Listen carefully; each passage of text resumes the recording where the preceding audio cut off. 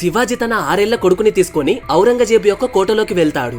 అక్కడ ఔరంగజేబు శివాజీని సైనికులందరి వెనుక నిలబెట్టి అవమానిస్తాడు. అవమానం తట్టుకోలేక శివాజీ బయటకు వస్తూ ఉంటే ఔరంగజేబు శివాజీ అండ్ తన కొడుకుల్ని బంధించమని ఆర్డర్స్ పాస్ చేస్తాడు. అలా శివాజీ ఔరంగజేబుకి బందీ అయిపోతాడు. అయితే మళ్ళీ ఒక మంచి సమయం చూసుకొని శివాజీ మారువేషం వేసుకొని ఒక పనివాణిలా మారి తన కొడుకుని ఒక బుట్టలో దాచి ఆ కోటలో నుండి తప్పించుకుంటాడు. అలా తన రాజ్యానికి వెళ్లిపోతాడు. అప్పటి నుండి శివాజీ చాలా కామ్గా ఉన్నారు. ఏ రాజ్యం జోలికి పోలేదు.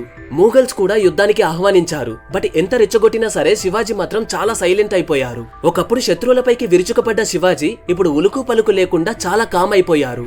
కానీ సింహం ఒక అడుగు వెనక్కి వేస్తుంది అంటే దానికి మీనింగ్ 2 అడుగులు ముందుకు వేస్తుంది అని అర్థం. ఇన్ని రోజులు శివాజీ ఎందుకు మౌనంగా ఉన్నాడో తెలుసా? ఔరంగజేబుల సైన్యాన్ని నాశనం చేయడానికి శివాజీ 2 సంవత్సరాల పాటు ఒక సైన్యాన్ని తయారు చేశాడు. ఒకవైపు ఔరంగజేబ్ కూడా శివాజీ వీక్ అయిపోయాడు అనుకున్నారు. అలాంటి ఒక సమయం చూసుకొని ఔరంగజేబ్ పైకి యుద్ధానికి వెళ్లాడు శివాజీ. తన కత్తితో ఒక్కొక్కరిని నరికేశాడు. అలా మూగల్స్ పైకి విరుచుకుపడ్డాడు. దాంతో మూగల్స్ ఓడిపోయారు. ఈ యుద్ధం ముగిసిన తర్వాత హిందూ రాజులంతా రాజ్గర్కి వచ్చి 1670లో శివాజీకి వేద మంత్రాల సాక్షిగా బ్రాహ్మణులంతా శివాజీని క్షత్రియ రాజులకు అధిపతిగా ఛత్రపతి అనే బిరుదుని అందించారు. ఇప్పుడే శివాజీ గారి పేరు ఛత్రపతి శివాజీ మహారాజ్గా మారింది.